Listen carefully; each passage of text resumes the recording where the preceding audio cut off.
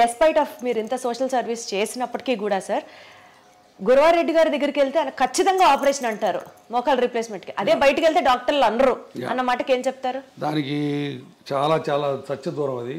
నేను రోజుకి 100 నుంచి 120 మంది పేషెంట్లు చూస్తాను. దాంట్లో 30-40 మంది కంటే ఆపరేషన్ పడవు. తర్వాత నాది టెర్షియరీ ప్రాక్టీస్, అది మర్చిపోవద్దు మీరు. అంటే పేషెంట్లు మిగతా వాళ్ళందరి దగ్గరికి చూయించుకొని ఇక ఆపరేషన్ తప్పనిసరి అన్నప్పుడు నా దగ్గరికి వస్తారు. మొదటి రోజు రారు. సో నాది టెర్షియరీ ప్రాక్టీస్. హైదరాబాద్ అవ్వటం అయితేవి, నేను ఉన్న డాక్టర్స్లో సీనియర్ మోస్ట్ ఇప్పుడు 25 ఏళ్ళ నుంచి ప్రాక్టీస్ చేస్తాను కావటం అయితే ఏంది. సో ఇక్కడ ఉన్న ఓల్డ్ డాక్టరు, సీనియర్ డాక్టరు కాబట్టి చివరిలో సెకండ్ ఒపీనియన్, థర్డ్ ఒపీనియన్ కోసం నా దగ్గరికి వస్తారు. ఎప్పుడైతే టెర్షియరీ ప్రాక్టీస్ ఉంటుందో అప్పుడు ఆబ్వియస్గా ఆపరేషన్ రేట్ ఎక్కువ ఉంటుంది. సో అది అనవసరంగా ఎవరు ఆపరేషన్ చేయడం. గురువారెడ్డి దగ్గరికి వెళ్తే ఆపరేషను, మిగతా వాళ్ళ దగ్గరికి వెళ్తే ఇంజక్షను, అవన్నీ మాయ. ఇప్పుడు ఆ రకంగా ఇంకోటి కూడా చెప్పాను. నేను లాస్ట్ 1 year నుంచి యుద్ధం చేస్తున్నాను. ఇంజక్షన్లు పనికిరాని ఇంజక్షన్లు చేసి పేషెంట్లు మాయ చేసే డాక్టర్లు. ఈ ప్రస్తావన తీసుకొచ్చారు కాబట్టి ఇంకొక పర్సనల్ కామెంట్ కూడా ఉంది సార్. మీరు అగేన్స్ట్ పిఆర్పి ఫర్ ఆర్థరైటిస్ అని చెప్తున్నారు. Exactly against PRP for arthritis. కానీ గురువారెడ్డి గారి హాస్పిటల్లో పిఆర్పి ఇంజెక్షన్లు 7,000 నుంచి 8,000 రూపాయలు ఉండే ఇంజెక్షన్ 17,000 రూపాయలు ఆయన ఎందుకు ఛార్జ్ చేస్తున్నారు? పిఆర్పి ఇంజెక్షన్ కూడా నా హాస్పిటల్లో చేయలేదు ఫర్ ఆర్థరైటిస్. ఎవరైనా వచ్చి ప్రూవ్ చేయమని చెప్తాను.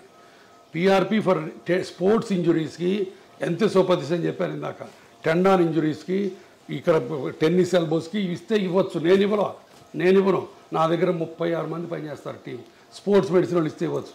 బట్ ఆర్థరైటిస్కి, నీ జాయింట్లో మా దగ్గర పిఆర్పి అనేది ప్రసక్తే రాదు. ఎవరైనా వచ్చి ప్రూవ్ చేయమని చెప్తాను. అర్థమైందా?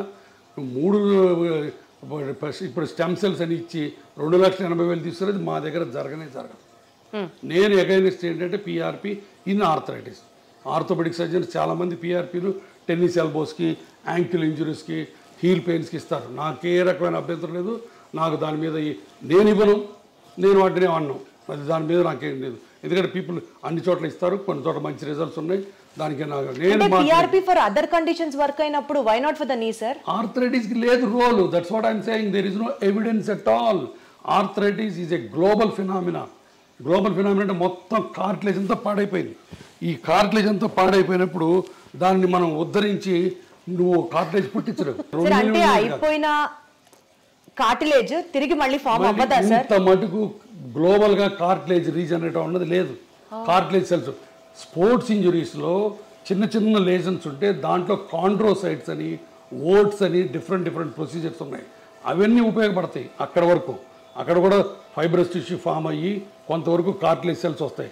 బట్ కార్టిలేజ్ రీజనరేట్ అయ్యి ఆర్థరైటిస్, మోకాళ్ళ నొప్పుల ఆర్థరైటిస్ బాగుపడి మళ్ళీ బ్రహ్మాండంగా నార్మల్ కార్టిలేజ్ వచ్చింది అల్ట్రాసౌండ్లో చూపిస్తాడు ఈయన, ఈ డాక్టర్ గారు, బౌన్సర్ డాక్టర్ గారు. అల్ట్రాసౌండ్ తీసేదిగో నీకు మళ్ళీ కార్టిగ్రామ్ అని చూపిస్తాడు. ఇవన్నీ మాయ, భయంకరమైన మాయ. కానీ ఆయన చేసేది మాయే. కానీ చాలా మంది ఆర్థోపెడిషియన్స్ కూడా ఈ కార్టిలేజ్ గ్రో అవుతుంది అని మందులు ఇస్తున్నారు కదా. కార్టిలేజ్ గ్రోత్ కి స్పోర్ట్స్ ఇంజరీస్ లో గ్రోత్ అయ్యే టెక్నిక్స్ వేరు. వీటిని మిక్స్ చేయొద్దు. కార్టిలేజ్ గ్రో అవడానికి చిన్న వాటికి బోల్డ్ అని ప్రొసీజర్స్ ఉన్నాయి. ఆర్థ్రోస్కోపిక్గా చేస్తారు. అవన్నీ స్పెషల్ ఇండికేషన్స్ ఉన్నాయి, స్పెషల్ ప్రొసీజర్స్ ఉన్నాయి, స్పెషల్ ట్రైనింగ్ ఉంది. నువ్వు ఎనస్థీషియా వాడి వచ్చి నువ్వు నీ జాయింట్ హీరో నేనని చెప్పి ఎక్కడ ఉందో అక్కడ ఇంజక్షన్ చేస్తే పోద్దని, ఇక్కడి నుంచి ఎక్కడ తీస్తే నీ రీప్లేస్మెంట్ అని, ఇంత ల్యాక్ ఆఫ్ నాలెడ్జ్ ఉన్న డాక్టర్ దగ్గరికి 1000 మంది వెళ్ళి బాధపడుతుంటే ఏం చేయాలి? మాయ చేస్తాడు. ఆ మాయ కోసం యుద్ధం చేస్తున్నాం మేము. ఇది ఇవాళ తాగదు యుద్ధం. ఇది ఇంకా చాలా దూరం వెళ్తుంది యుద్ధం. సరే, మీరే అంత బిజీ ప్రాక్టీషనర్ అయ్యండి, అంత బిజీ డాక్టర్ అయ్యండి, ఇంకా ఈ సొసైటీకి సంబంధించిన ఇలాంటి ఇష్యూస్ నా బాధ అదేనమ్మా. ఇప్పుడు నాకు వెస్టెడ్ ఇంట్రెస్ట్ ఏమీ లేదు. నాకున్న ప్రాక్టీస్ నాకుంది, నేను ఇన్స్టిట్యూట్ పెట్టుకున్నాను. బట్ నాకు పేషెంట్ గురించి బాధ. నేనే కాదు, నాలాంటి బాధపడేవాళ్ళు చాలామంది ఉన్నారు. మేము అందరం కలిసి ఇప్పుడు దానికి అగైనెస్ట్ ఫైట్ చేస్తున్నాం. సార్, బేసికలీ మీ ఫ్యామిలీ ఏమంటారు సార్? అవన్నీ మనకి ఎందుకు అవసరమా? మనం ఎంత సంపాదించాం, ఎంత సెటిల్ అయ్యాం, పిల్లలు బాగున్నారు. వాళ్ళు ఏమన్నారు, ఇది నా ప్రొఫెషను, ఇది నా ప్రిన్సిపల్స్, ఇది నా ప్యాషను, ఇది నా కమిట్మెంట్ టు ది పేషెంట్స్. ఎవరేమైనా అనుకోండి, నాకు నమ్మకం ఉంది అంతే. అద్భుతం sir, commitment to the patients అన్నారు చూడండి సార్. అంతేనమ్మా. మీరు అన్నట్టు నాకేమీ రాదు దీంట్లో వచ్చి, ఇంకా 4 రాళ్ళు పడతాయి. But I'm ready. మీరు అన్నట్టు ఎంత బిజీ అయినా సరే నేను దీన్ని పెట్టుకొని నేను ఎన్ని గంటలు దీని మీద కూర్చుంటున్నాను నేను. ఎందుకంటే ఐ వాంట్ టు ఈ దోపిడీ కార్యక్రమం ఆగిపోవాలి. తర్వాత ఇంకోటి, ఇది పెయిన్ క్లినిక్స్ మీద కాదు, అది కూడా చెప్తున్నా. పెయిన్ క్లినిక్స్, పెయిన్ స్పెషలిస్టు కొన్ని వందల ఏళ్ల నుంచి ఉన్నారు, మంచి మంచి పనులు చేస్తున్నారు. వాళ్ళందరూ ఇప్పుడు spine, cancer pain, chronic pains మీద మేమందరం వాళ్ళకి రిఫర్ చేస్తాం పేషెంట్ని, పెయిన్ క్లినిక్ వాళ్ళకి. అబ్సల్యూట్లీ సార్, నాకు అర్థమవుతుంది సార్. పెయిన్ అన్నారు కాబట్టి కొంచెం పిఆర్పి నుంచి పక్కకి వెళ్తే, ఫిజియోథెరపీ చేసుకోవడం వల్ల early stages maybe around 18 years or 20 years నుంచి ఫిజియోథెరపీ ఎక్సర్సైజెస్ స్టార్ట్ చేస్తే బోన్ జాయింట్స్ హెల్దీగా ఉంటాయి, బోన్ జాయింట్ ప్రాబ్లమ్స్ని మనం నివారించవచ్చు అన్న మాటకి. నివారించవచ్చు అన్న మాట తప్పు, స్లో చేయొచ్చు, ఎక్స్టెండ్ చేయొచ్చు. ఉన్న వాటి అన్నిటిలో ఫిజియోథెరపీ మజిల్స్, బోన్స్ని హెల్దీగా ఉంచుకోవటం తప్ప ఇంకా వేరే ఏమీ లేదు. నేను 2 పాయింట్లు చెప్తాను, గుర్తుపెట్టుకోండి, హైలైట్ చేయండి. ఇది మోకాళ్ళు మొదటి నుంచి ఫస్ట్ స్టేజ్ నుంచి ఆపరేషన్ అక్కర్లేదు, లాస్ట్ స్టేజ్లో ఆపరేషన్ అవసరం. ఈ ఫస్ట్ స్టేజ్ నుంచి treatment simple medicines. Simple medicines అంటే ఏంటి? ఎప్పుడన్నా నొప్పుంటే సింపుల్ పారాసిటమాల్ ట్యాబ్లెట్, లోపల కార్టిలేజ్ నరిష్మెంట్కి, అంటే ఉన్న కార్టిలేజ్ బలాన్ని కాపాడటానికి, కొత్త కార్టిలేజ్ అనడం కాదు. ఎగైన్ అక్కడ మాయ, నీవు కొత్త గుజ్జు పుట్టించే ఇంజక్షన్ చేస్తూ ఉంటావు, తప్పు. కొత్త గుజ్జు పుట్టించే ఇంజక్షన్లు ఇంత పట్టుకు ప్రపంచంలో ఎక్కడా లేవు. పుట్టదు. ఉన్న గుజ్జు బలాన్ని కాపాడే ఉన్నాయి, దాన్ని కాండ్రో ప్రొటెక్టివ్స్ అంటారు. ఓకే, ఆ ట్యాబ్లెట్స్, బోన్స్కి ప్రొటెక్ట్ చేసే కాల్షియం ట్యాబ్లెట్లు, మజిల్స్ని ఎక్సర్సైజ్ చేయాలి. ఇప్పుడు for example quadriceps muscle exercise చేసామనుకో, మోకాల మీద ఉన్న లోడ్ని అది కొంత తీసుకుంటుంది, అందుకని మీకు ఎక్సర్సైజ్ బాగా ఉపయోగపడుతుంది. అట్లానే జాయింట్ని అబ్యూజ్ చేయకుండా, చెప్పాను కదా, ఇండియన్ టాయిలెట్స్ వాడకుండా అట్లా చేసుకోవటం తప్ప ఇంకోటి లేదు. నేను పేషెంట్కి 2 సెంటెన్స్ చెప్తాను, అమ్మ నేను ఇచ్చిన మందులు, ఎక్సర్సైజులు పని చేసిన నాళ్ళు ఆపరేషన్ అక్కర్లేదు. ఈ మందులు, ఎక్సర్సైజులు పని చేయకపోతే ఆపరేషన్ తప్ప ఇంకొకటి లేదు. మీరు చేయించుకుంటారు లేదు అనవసరం, బట్ డాక్టర్గా నీ ధర్మం ఏంటి చెప్పాలి. నీ రీజన్ చెప్పాలి. నువ్వు హిపోక్రటిస్ ఓత్ తీసుకున్నావమ్మా సార్. అద్భుతం సార్, అద్భుతం. గురించి ఈ రోజుల్లో ఎవరు మాట్లాడుతున్నారు సార్? లక్షలు సంపాదించి ఎట్లా నిద్రపోతావు? నువ్వు పేషెంట్ల రక్తం తాగుతున్నావు, నువ్వు అంతమించి ఇంకేం లేదు నీకు. సో ఈ హిప్ ఇంప్లాంట్స్ అండ్ నీ ఇంప్లాంట్స్ గురించి సార్, రేటుకి తగ్గట్టుగా ఆపరేషన్ చర్య ఉంటుందా సార్? ఇప్పుడు దాంట్లో రకరకాలు ఉంటాయి. ఇప్పుడు ఇదిగో, ఇది ceramic, stainless steel, cobalt chromes ఉంటాయి. సో ఇట్లా ఇటుపక్క క్రాస్ లింక్డ్ పాలిఎథిలీన్ ఉంటుంది. హిప్ జాయింట్లో కనీసం 10 వెరైటీస్ ఉంటాయి. ఇప్పుడు సెరామిక్ ఉందనుకో, స్టెయిన్లెస్ స్టీల్ కంటే కనీసం 2 రెట్లు ఎక్కువ కాస్ట్. ఇదే సెరామిక్ ఇటు 2 పక్కలు వేసామనుకో 3 రెట్లు కాస్ట్. ఇటుపక్క ఓన్లీ ప్లాస్టిక్ వేసామనుకో రేట్ తగ్గుతుంది. సిమెంట్ లేకుండా వేసామనుకో రేట్ ఎక్కువ, అది లోపల హైడ్రాక్సీ అపటైట్ కోటింగ్ ఉంటుంది. అదే సిమెంట్తో వేసామనుకో రేట్ తక్కువ. సో ఇట్లా డిఫరెంట్ కాంబినేషన్స్ ఉన్నాయి, పెరుగుతాయి. ఇప్పుడు చీరల్లో పట్టు చీరలు ఉంటాయి, సిల్క్ చీరలు ఉంటాయి, ధర్మవరం చీరలు ఉంటాయి, చీరల్లో హ్యాండ్ ఎంబ్రాయిడరీ ఉంటుంది. ఒక్కొక్క చీర ఒక్కొక్క కాస్ట్, అవునా కదా? జరీ ఉంటుంది, జరీ ఉంటే కాస్ట్ ఎక్కువ. ఇది అంతే, ఒక 20 వెరైటీస్ ఆఫ్ జాయింట్లు ఉన్నాయి. ఇక్కడికి వచ్చిన తర్వాత ఆ జాయింట్ని బట్టి ₹1,00,000 నుంచి ₹5,00,000 దాకా ఉంది హిప్ ప్రైస్. ₹1,00,000కి ఇండియన్ ఇంప్లాంట్ సిమెంట్తో వేసుకోవచ్చు, బట్ అది యంగ్ పేషెంట్కి వేయడానికి లేదు. యంగ్ పేషెంట్ 25 ఏళ్ళు కోవిడ్ బారిన పడి ఎవాస్కులర్ నెక్రోసిస్ వచ్చిన అతనికి ₹1,00,000 ఇస్తే తొందరగా పాడైపోద్ది. అతనికి అన్సిమెంటెడ్ హిప్ వేయాలా, సెరామిక్ హిప్ వేయాలి. So that's all. ఇప్పుడు దాంట్లో రోబోటిక్ టెక్నాలజీ వచ్చింది.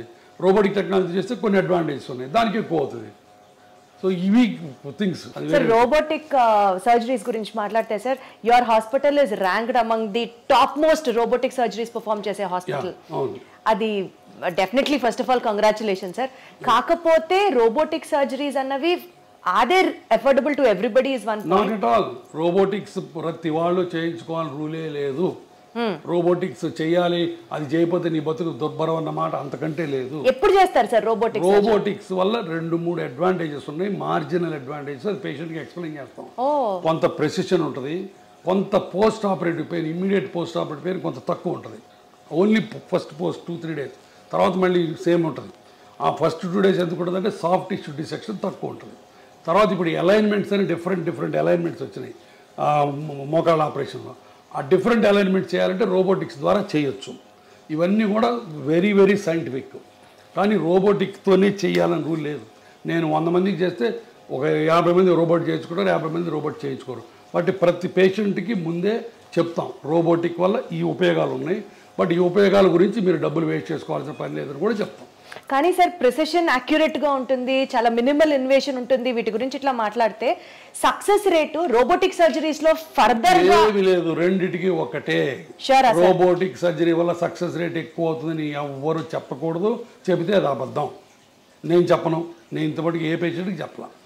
రోబోటిక్ వల్ల కొంత అడ్వాంటేజెస్ ఉన్నాయని చెప్తాను తప్ప సక్సెస్ రేట్లో ఏ మాత్రం తేడా లేదు, రెండుకి ఒకటే సక్సెస్ రేట్. ఎట్లా జరుగుతున్నాయి సార్? అంటే పేషెంట్స్ యొక్క పర్సెప్షన్ టువర్డ్స్ రోబోటిక్ సర్జరీ ఎట్లా? పేషెంట్స్ వల్ల మా పేషెంట్స్ కూడా ఏంటంటే ఇండియన్ పేషెంట్స్ కూడా ఇప్పుడు వెల్ ఇన్ఫార్మ్డ్, వాళ్ళందరూ వాళ్ళే వచ్చి అడుగుతారు. తర్వాత చాలామంది పేషెంట్లకి వాళ్ళ పిల్లలు అమెరికాలో ఉంటారు, అక్కడ అమెరికాలో ఇది standard of care robotic surgery అన్నది. వాళ్ళు అక్కడి నుంచి చెప్పి మీరు రోబోటిక్ చేయించుకోవడం చెప్తారు తల్లిదండ్రులకి, వాళ్ళు మమ్మల్ని వచ్చి అడుగుతారు. సో మేము ఆఫర్ చేస్తాం, దట్స్ ఆల్. అంటే పేషెంట్ సౌలభ్యం కోసం అది కూడా ఇనిషియల్ గా తప్పించి పేషెంట్ని మాయ చేసి పేషెంట్ని అబద్ధాలు చెప్పి రోబోటిక్స్ చేసే ప్రసక్తి లేదు, నెంబర్ 1. నెంబర్ 2, రోబోటిక్స్ చేసి నువ్వు అద్భుతంగా ఉంటావు, ఇంకో 20 ఏళ్ళు ఎక్స్ట్రా ఉంటావు అన్నది అంతకంటే లేదు. రోబోటిక్స్కి ఎక్స్ట్రా సక్సెస్ రేట్ అన్నది అంతకంటే లేదు. నేను క్లియర్గా చెప్తున్నాను 3 విషయాలు. ఏది ఇన్ని 10,000 రోబోటిక్ ఆపరేషన్లు చేసిన తర్వాత కూడా. బట్ రోబోటిక్స్ అనేది ఒక extra technology which will help you in getting a proper outcomes. అది పాయింట్ అక్కడ. అదైనా డిఫికల్ట్ ఆపరేషన్స్ ఉంటాయి, ఒకసారి బాగా అరిగిపోయి మొత్తం దొడ్డికాళ్ళు వస్తారు, స్టేజ్ 4 బాగా అడ్వాన్స్డ్. అట్లాంటి వాటిల్లో రోబోట్ మనకి ఎంతవరకు బోన్ కట్ చేయొచ్చు, ఎంతవరకు సాఫ్ట్ టిష్యూ డిసెక్ట్ చేయాలని కొన్ని మనకి ఇస్తుంది. అట్లాంటి హిప్ రిప్లేస్మెంట్స్లో డిస్ప్లాస్టిక్ హిప్స్ అని ఉంటాయి, అంటే చిన్నప్పటి నుంచి పాడైపోయిన హిప్స్. ఆ హిప్స్లో రోబోట్ ముందే మనకి ఎక్కడ మంచి బోన్ ఉంది, ఈ కప్ ఎక్కడ పెట్టచ్చు అని ముందే మనకి గైడెన్స్ ఇస్తుంది. అట్లాంటి అడ్వాంటేజెస్ ఉన్నాయి. అంతేగాని రోబోటిక్తోనే చేయాలన్నది లేనే లేదు. మళ్ళీ చెప్తున్నాను. అబ్సల్యూట్లీ సార్, నాకు అర్థమైంది sir. To just divert our interview on a lighter note and conclude it sir, just I wanted to ask you, ఒక జాయింట్ హెల్త్కి సంబంధించినటువంటి ఒక మీ కోరిక, జనాలు ఈ మిత్ని నమ్మడం ఆపండ్రా బాబో అని అంటే ఏం చెప్తారు సార్? ఇందాక చెప్పింది మళ్ళీ చెప్తా, నేను అలిసిపోను, ఎన్ని గంటలైనా చెప్తాను. ఇదే నా పేషెంట్లకి నేను చెప్పే, చేతులు జోడించి చెప్పేది ఏంటంటే, మీకు మోకాళ్ళ నొప్పులు ఉంటే సింపుల్ మందులు ఎక్సర్సైజులతో గడపండి. భయంకరమైన నొప్పులు వచ్చి నడవలేని పరిస్థితి వస్తే భయపడకుండా ఆపరేషన్ చేయించుకోండి. మీరు భయపడ్డా, ఆర్థికంగా సౌలభ్యం లేకపోయినా ఒక రామాయణము మహాభారతం చదువుకోండి సార్. ఒక్క సూపర్ ఫుడ్ తింటే బోన్స్ అద్భుతంగా ఉంటాయంటే ఏంటి సార్ అది? ఏ లేదు, నాకైనా అబద్ధం. సూపర్ ఫుడ్ ఏమి లేదు, సూపర్ డాక్టర్ లేదు. ఏం తినమంటారు సార్? ఏం తినమంటారు సార్ బోన్స్ హెల్తీగా ఉండాలంటే? Head calcium, healthy milk products చాలు, సింపుల్ మిల్క్ ప్రోడక్ట్స్ తింటే చాలు. And regular exercise and impact exercise అంటే వాకింగ్ అట్లాంటివి చేసి. దుంపకూరలు తింటే జాయింట్ పెయిన్స్ ఎక్కువ అవుతాయి, ట్రూ ఆర్ ఫాల్స్? నాకు తెలియదు. నాకు తెలిసి నేను చదువుకున్న దాంట్లో ఫుడ్కి మోకాళ్ళ కార్టిలేజ్కి డైరెక్ట్ రిలేషన్ లేదు, ఇండైరెక్ట్గా ఉంది. ఫుడ్ తిని లావు ఎక్కితే లావు వల్ల మోకాళ్ళు పాడవుతాయి తప్ప డైరెక్ట్గా వంకాయ తింటే కార్టిలేజ్ పోద్ది, కూర ఈ చామదుంప తింటే కార్టిలేజ్ వస్తుంది, ఈ అల్ట్రాసౌండ్ చేస్తే నొప్పి తగ్గుద్ది, ఇవన్నీ లేవు నాకు తెలుసు. సార్, మీరు ఎక్సర్సైజ్ చేయమని పేషెంట్స్కి చెప్తూ ఉంటారు కదా, ఫన్నీయెస్ట్ ఎక్సర్సైజ్ మీ దాకా వచ్చి ఒక పేషెంట్ చెప్పింది ఏమైనా ఉందా సార్? మీకు అసలు కోపం మామూలుగా రాదు ఆ ఎక్సర్సైజ్, ఆ ఎక్స్క్యూజ్ వింటే ఏం చెప్తారు సార్? I don't know. అంటే నా దగ్గరకు వచ్చే పేషెంట్లు ఒక్కోసారి నేను ఏం చెప్పినా దానికి కౌంటర్ చెప్తారు. మనం ఎక్సర్సైజ్ చేయండి, లేదండి నా బాడీ ఒప్పుకోదు అంటారు. మందులు వేసుకోమంటే నాకు అలసరండి అంటారు. కింద కూర్చోద్దామంటే నేను కింద కూర్చొని మనం చేస్తానంటారు. ప్రతిదానికి అడగొట్టా చెప్తా, నేనేం చేయలేను. ఇంకా నేను చేతులైతే అమ్మ నమస్తే అని చెప్తా అంటే that's all. Surgery is more painful or skipping that rehab cycle is more painful, sir? Yeah, good question. Again, చాలామంది మా డాక్టర్లోనే మళ్ళీ కొంతమంది దొంగ డాక్టర్లు ఆపరేషన్ చేసి అసలు నొప్పి ఉండదు, ఫిజియోథెరపీ ఎత్తేద్దాం, ఫిజియోథెరపీ లేకుండా చేసుకోవచ్చు, జీరో ఫిజియోథెరపీ అని కొంతమంది మొదలెట్టారు. అది కూడా తప్పే. ఆపరేషన్ చేసిన తర్వాత నొప్పి అన్నది దేవుడిచ్చిన సహజమైన రియాక్షన్. కాకపోతే ఇప్పుడు మోడర్న్గా పెయిన్ రెడ్యూసింగ్ టెక్నిక్స్ చాలా వచ్చినాయి. ర్యాపిడ్ రికవరీ ప్రోటోకాల్ అని, మల్టీ మోడల్ ఎనల్జీసియా అని చెప్పి, తర్వాత కంటిన్యూస్ ఎపిడ్యూరల్ పెయిన్ రిలీఫ్ అని, అట్లా చాలా మందులు వచ్చినాయి, చాలా టెక్నిక్స్ వచ్చినాయి ఇమ్మీడియట్ రీహాబిలిటేషన్ వల్ల. వీటి వల్ల కొంత నొప్పి తగ్గుతుంది. తర్వాత నొప్పి అనేదమ్మా మల్టీ ఫ్యాక్టోరియల్, అంటే చాలా ఫ్యాక్టర్స్తో సంబంధించింది. కొంతమంది పేషెంట్లు వెరీ సెన్సిటివ్గా ఉంటారు. అవును సార్. కొంతమంది పేషెంట్లు బిందాస్గా ఉంటారు, అది పేషెంట్ ఫ్యాక్టర్. తర్వాత కొంతమందికి బాగా అరిగిపోయింది అనుకో, ఎక్కువ డిసెక్ట్ చేయాల్సి వస్తుంది, అప్పుడు ఎక్కువ ఇన్ఫ్లమేటరీ సైటోకైన్స్ రిలీజ్ అవుతాయి, వాళ్ళకి ఎక్కువ నొప్పి ఉంటుంది. సో కాబట్టి పెయిన్ లేకుండా ఏ పేషెంట్ ఉండడు. కొంతమంది అదృష్టవంతులు అసలు పెయిన్ ఉండదు వాళ్ళకి, అంటే వాళ్ళ అదృష్టం అంటారు కదా సార్, పెయిన్ సైకోసోమాటిక్ అంటారు. సైకోసోమాటిక్ కాబట్టి నొప్పి అన్నది మల్టీఫ్యాక్టరీలు, దానికి చేస్తాం. బట్ రీహాబిలిటేషన్ కూడా పేషెంట్ రిలాక్స్ అయ్యి ఫిజియోథెరపిస్ట్ చేసినట్టు చేస్తే అంత నొప్పే ఉండదు. సరే ఫిజియోథెరపీ చేసేటప్పుడు ఆ నొప్పి తగ్గడానికి ఏముండదా? ఉన్నాయమ్మా, చాలా ఉన్నాయి. క్రయోథెరపీ అని ఐస్ ప్యాక్స్ పెడతాము. తర్వాత ఇప్పుడు నేను 100 మంది పేషెంట్లు చేస్తే చాలా మంది ఏమనుకుంటారు తెలుసా సార్, మీరు సర్జరీ చేస్తారు, రిహాబ్ ఎక్సర్సైజెస్ ఫిజియోథెరపీ గురించి మాట్లాడితే అది చాలా పెయిన్ఫుల్, ఇంత చేసినా కూడా ఇదివరకు లాగా నేను నడవలేకపోతున్నాను, 90-95% కూడా రికవరీ ఉండట్లేదు అని అనుకునే వాళ్ళకి ఏం చెప్తారు? చాలా చాలా సత్య దూరం ఇది కూడా. మేము చేసే ఆపరేషన్స్లో 1 year తర్వాత, 1 year పడుతుంది కొంతమందికి, 1 year తర్వాత the satisfaction rate in knee replacement properly done and properly explain to the patient psychic కాకుండా పేషెంట్ మామూలు పేషెంట్ అయితే 90% సక్సెస్ రేట్. ఏది పర్సెప్షన్లో 1 yearలో 90% people will be very happy, very happy. అమ్మా ఎంతమంది మా ఓపీలో ఒకసారి కూర్చొని చూడు సార్, దేవుడు మీరు మమ్మల్ని మళ్ళీ నడిపించారు, పునర్జన్మ సార్ అంటారు. అమ్మ అసలు నడవలేక వీల్ చైర్లోనే మోషన్ యూరిన్ పోయే వాళ్ళని నడిపిస్తే ఎంత పునర్జన్మలకి. అన్నిటికీ బాత్రూమ్ పోవడానికి కూతురు మీద, అల్లుడి మీద, కొడుకు మీద, కోడల మీద ఆధారపడే వాళ్ళకి వాళ్ళ కాళ్ళ మీద వాళ్ళు నిలబెట్టి నడిపిస్తే ఎంత ఆనందం. అవన్నీ వచ్చి చూడండి. 20 years, నేను ఇప్పుడు 25 years ఇంటూ ప్రాక్టీస్. నేను ఎప్పుడు వచ్చాను? 1999లో వచ్చా హైదరాబాద్. ఇప్పుడు 25 ఏళ్ళు, బహుశా మోర్ దాన్ 70,000-80,000 పేషెంట్గా ఆపరేట్ చేశాను నేను. 25 ఏళ్ల కింద చేసిన పేషెంట్లు ఇంకా తిరుగుతున్నారు హ్యాపీగా. So that is the beauty of the knee replacement surgery. అది నేను క్యాన్వాస్ చేయక్కర్లా, all over the world millions of people get benefit. ఇప్పుడు నీ రీప్లేస్మెంట్ సర్జరీలోనే latest advancement which really excites you so much ఏమైనా ఉందా sir? Robotic technology, that is the only latest advance. ఇప్పుడు దీంట్లో బోల్డ్ అనే కొత్త మెటీరియల్స్ వస్తున్నాయి. ఇప్పుడు ఈ కోబాల్ట్, క్రోమ్, టైటానియం కాకుండా ఇంకా కొత్త మెటీరియల్, పీక్ మెటీరియల్ అని కొన్ని వెరీ లైట్ మెటీరియల్స్ వస్తున్నాయి. అంటే మేబీ ఒక foreign body inside the body ఉన్నట్లుగా కూడా తెలియదు అన్న, అలాంటివి కూడా వస్తున్నాయి. ఇప్పుడు హిప్ రీప్లేస్మెంట్, నీ రీప్లేస్మెంట్, ఈ రెండు ప్రపంచ మానవాళికి దేవుడు ఇచ్చిన 2 సూపర్ గిఫ్ట్స్. అరగటం ఆయన ఇచ్చిందే శాపం, బట్ దానికి ఆన్సర్లు కూడా ఆయనే ఇచ్చాడు. ఫర్గాటన్ జాయింట్స్ వీటిని అంత century operation of the century decade అంటారు దీన్ని. అలాంటి ఆపరేషన్లు ఈ 2 కొన్ని వేల లక్షల కోట్ల మంది ఇది చేసుకుంటున్నారు. Sir final on conclusive note sir, ఏం చెప్తారు సార్ ఆడియన్స్కి ఫ్రమ్ యువర్ ఎండ్? లైఫ్ చాలా సింపుల్, కాంప్లికేట్ చేసుకోవద్దు. మీరు పేషెంట్లుగా ఎంతో కన్ఫ్యూజన్లో బతుకుతున్నారు నాకు తెలుసు. ఎందుకంటే ఒక పక్కనేమో నాలాంటాడు ఆపరేషన్ అంటాడు, ఇంకొక పక్క ఇంకొక ఆయన వచ్చి PRP అంటాడు. ఈ మధ్యలో ఎక్కడ నిజం ఉందో మీకు తెలియదు, సతమతం అవుతున్నారు. దయచేసి ఎవిడెన్స్ లేకుండా మాయ మాటలు నమ్మి దొంగ ట్రీట్మెంట్లు చేయించుకోవద్దు. 4 రోజులు ఆగండి, నా మీద కూడా 4 అడగండి, గురువారెడ్డి ఎట్టాంటి కూడా అడగండి, అప్పుడే రండి. ఆపరేషన్ గురించి భయపడద్దు, భయం కొద్దీ ఆపరేషన్ వెనక్కి వెళ్ళద్దు ప్లీజ్. మీకు ఆర్థికంగా స్తోమత లేకపోతే, మీరు ఇబ్బంది పడుతుంటే నేను ఒక ట్రస్ట్ పెట్టాను. దాంట్లో పేదవాళ్ళకి కనిపించిన అమ్మకు ఒక మోకాలని ఒక స్లోగన్తో చేయడానికి చేస్తున్నాం బోల్డని. మీరు మోకాళ్ళు ఆపరేషన్ చేయించుకోవడానికి ఆర్థిక స్తోమత లేకపోతే మా ట్రస్ట్ దగ్గరికి రండి, నాకు చేతన సహాయం నేను చేసి పెడతాను.